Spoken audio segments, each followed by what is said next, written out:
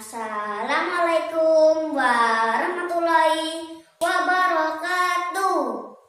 Innal hamdalillah nahmaduhu wa nasta'inuhu wa nastaghfiruh wa na'udzu billahi min syururi anfusina wa min sayyiati a'malina. May yahdihillahu fala mudilla wa may yudlil fala hadiyalah. Asyhadu an la ilaha illallah wa asyhadu anna Muhammadan abduhu wa rasuluh. La nabiyya ba'da amma ba'du. Pertama-tama, mari kita panjatkan puji syukur kehadirat Allah Subhanahu wa taala yang telah memberikan nikmat jasmani dan rohani. Dan tak lupa sholawat serta salam kita curahkan kepada Nabi Muhammad SAW yang menunjukkan dari jalan kegelapan menuju jalan terang benderang, yaitu Adinul Islam.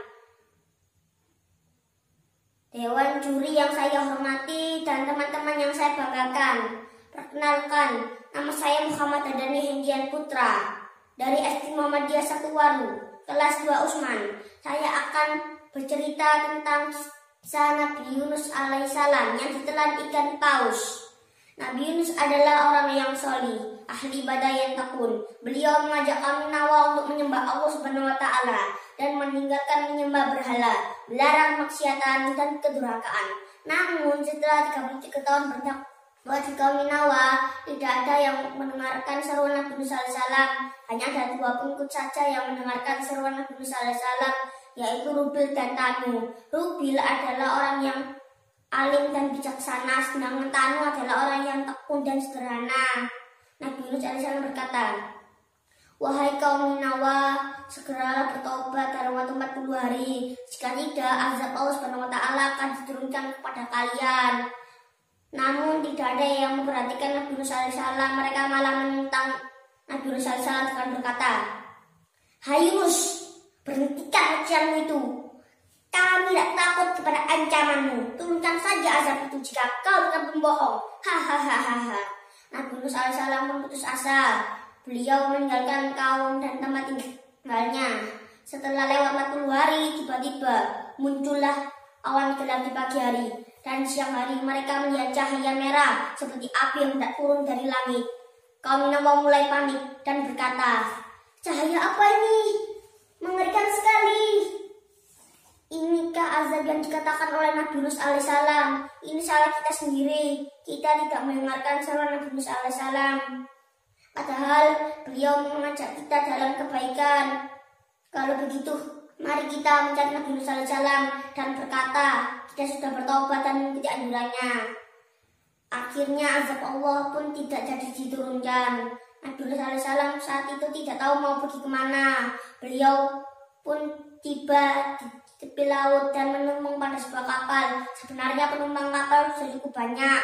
Saat di tengah laut, kapal pun kehilangan kendali akibat dihantam ombak dan badai yang dahsyat.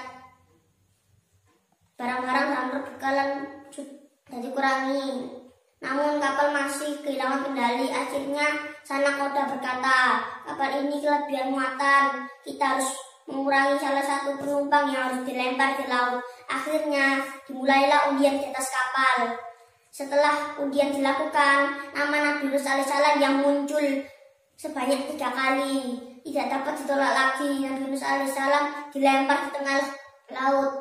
Allah Subhanahu wa taala tidak membiarkan rasulnya celaka. Allah memerintahkan ikan paus untuk menelan Nabi Yunus hidup-hidup di perut ikan paus. Nabi Yunus alaihissalam pun bersedih dan berdoa, "La ilaha illa anta subhanaka inni kuntu minaz zalimin," yang artinya, tiada Tuhan selain Allah, Maha Suci Engkau, sesungguhnya aku adalah orang-orang yang zalim. Karena kesungguhan Nabi Yunus berdoa, akhirnya berdoa pun diterima. Ikan paus melempar Nabi Yunus sehingga terdampar di tengah pantai dalam keadaan lemas dan sakit.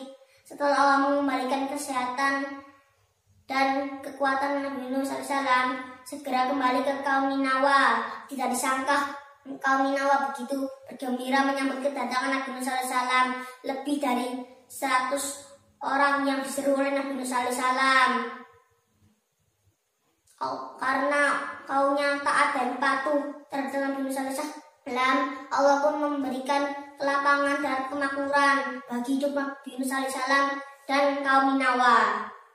Demikian kisah Nabi Musa alaihissalam. Semoga kisah ini dapat mempertebal iman kita kepada Allah Subhanahu wa taala.